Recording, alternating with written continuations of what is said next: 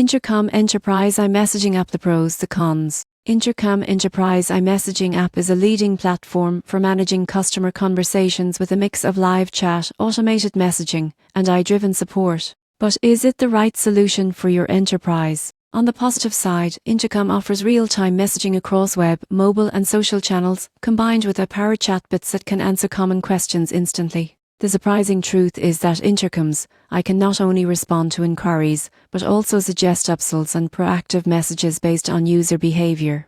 Enterprise teams get access to advanced analytics, conversation routing, and multi-team collaboration features, which are essential for scaling support without losing quality. Its integrations with major CRM's marketing tools and helpdesk software ensure seamless workflows. However, there are some cons. Most people get this wrong.